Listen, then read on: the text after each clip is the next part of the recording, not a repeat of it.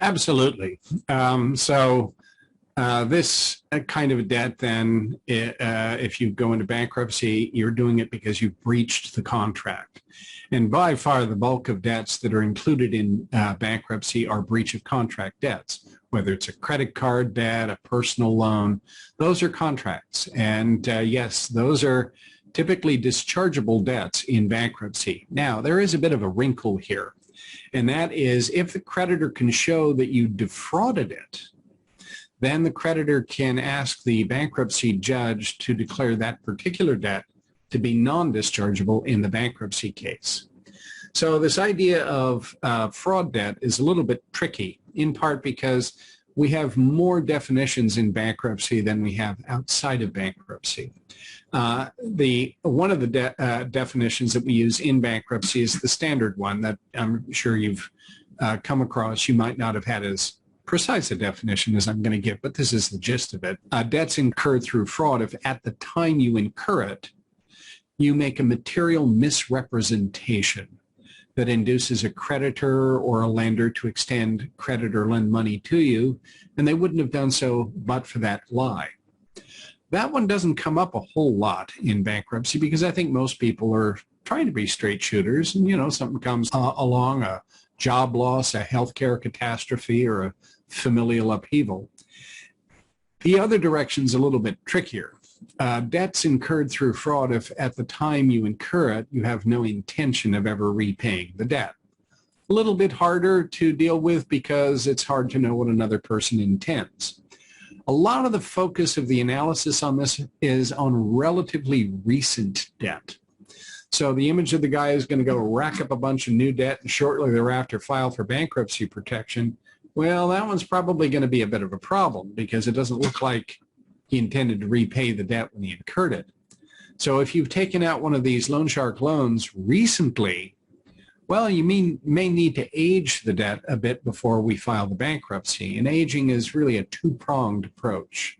Number one, we want some water to pass under the bridge before we file so the creditor can't say, well, look, this person obviously defrauded me by incurring this debt and then shortly thereafter filing for bankruptcy protection.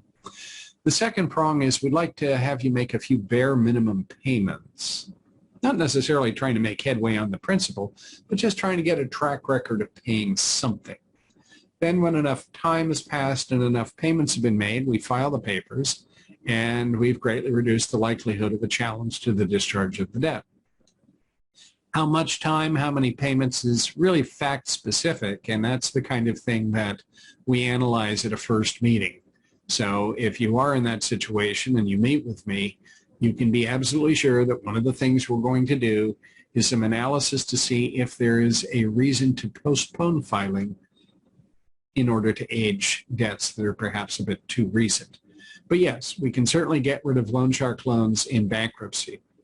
Now, I want to just toss in a little something because I remember both of these guys came the same week, two different people, to my office.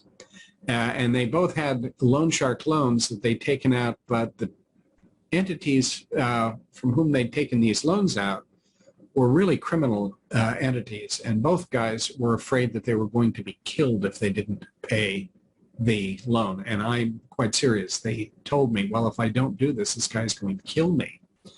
And what I had to say was, I can get rid of your legal obligation to pay this debt, but I cannot prevent some murder from coming after you. So that says you want to be very, very careful if you're going to get one of these loan shark loans to go to, I recommend never getting one, but if, God forbid, you should do such a thing, be very careful on the source of the loan.